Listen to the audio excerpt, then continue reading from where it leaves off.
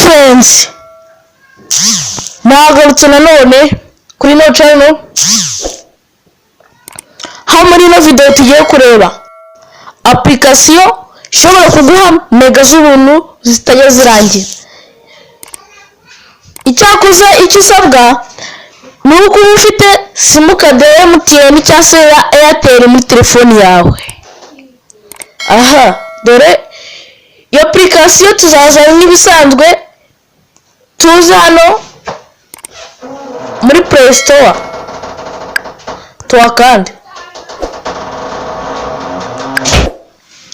Okay, urabona nyine byafungutse. Tuza hano muri search,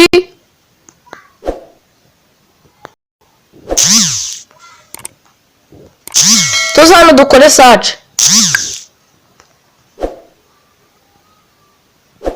Searching application yitwa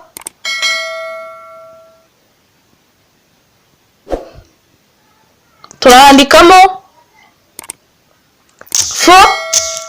kane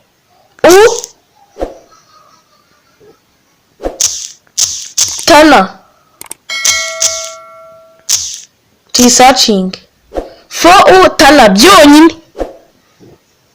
Aha,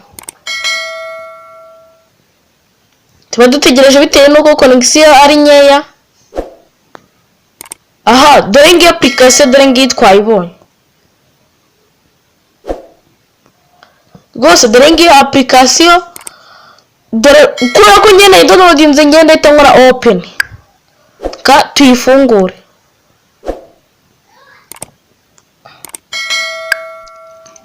Application iracyari gufunguka, tube turetse dutegereze. Aha, dore application yacu yamaze gufunguka. Kwako imaze gufunguka, turaza twesiteremo hano ha kabiri. Hano handitse wifi data CR premium. Turaza dukande hano neza, tuhakande. Niturangiza nicyo tugiye gukora, kwako ino application ikoreshwa na MTN cyangwa se Airtel, tugiye kureba u Rwanda rwacu. Tumanuke turebe ese connection yo mu Rwanda. Bino bihugu byose ugenda urebamo za India, za Iraq, byose biba birimo byemera gukoreshwa ino VPN. Aha, dushakemo u Rwanda. Tumanuke. Aha, dore ngaha u Rwanda. Ni ukuvuga ngo niba ukoresha Airtel cyangwa se Tigo, uraza ugahitamo. Niba ukoresha Airtel cyangwa se Tigo, uraza ugakanda hano handitse Rwanda Airtel, cyangwa se ugakanda hano ha kabiri Rwanda Airtel, niyo ukanda ushaka.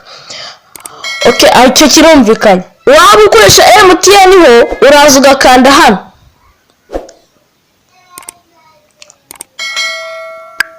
Waba ukoresha MTN uraza ugakanda aha ngaha. Okay, byumvikanye. Ubwo none kuba ko ngiye nkoresha Airtel, ndaza nkandi hano. Okay, urana yamaze kwishyiramo. Noneho niturangiza tuze mega zacu tutanye tuzikonegite, dukore hano handitse start. Muri dukore start, turaba dufunguye ino VPN, ino application itwemerera gukoresha mega. Rero mbere yuko tubikora, tatuze dufungure data. Tumare gufungura data, duhita tuza dukore. Nituza gufungura data, duhita dukora start.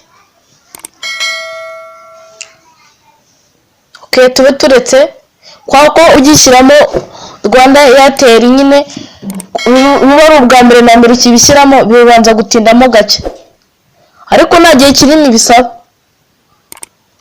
ko niba connection ari nkeya.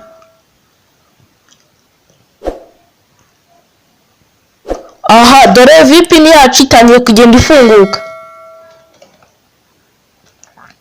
Ino application mwibutse neza, niba ubona ino video yagushimishije, kora subscribe, niwihutisha ino video kugira ngo ize kugira.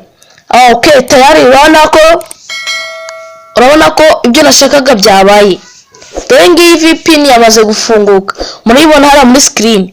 Niba VPN yamaze gufunguka, wagenda uyikoresha aho ushaka, kubera ko nashaka ko ino itaza kuba ndende, kuko ino video itaza kuba ndende, kankwereka aho wagenda ukoresha zino VPN. Wajya uzikoresha muri Chrome, muri Meet, ukaza uzikoresha no muri Map, ukaza uzikoresha no muri za Google, no muri za Play Store, ibi n'ibindi byose bigiye bitandukanye, no muri za YouTube, no muri za email. Umva ibintu byinshi bigiye bitandukanye, ukaza ukazikoresha muri za Facebook, muri za WhatsApp. Okay, ino VPN nyine urabona ko ikora cyane. Mwibutse neza, kora subscribe, fungura inzogera kugira ngo video zose nzajya nkora ntakagire nimwe gucika. Ukwenda niki kugira ino video yiyongerera imbaraga. Ndabakunda cyane, mukore subscribe. Ciao ciao. Akandi kantu k'ubwenge nababwira nuko hagati ya buri munsi cyangwa se nyuma y'iminsi 2 nzajya sohora video iza ifite ikintu cyakwigisha mu buzima. VPN application zaguhamega z'ubuntu kuri MTN cyangwa se Airtel cyangwa se Tigo. Okay, na application umuntu wabajije ngo zi application bashyira ibisebe wazikora hehe? Okay, iyo application nzayibashakira, ahubwo mwebwe mugume ku murongo, ubwo nta hejo cyangwa se aho utaha. Ndabakunda cyane, mwakoze kuri ino video, abayirebye bikarangiza, ndabakunda cyane. Ciao ciao.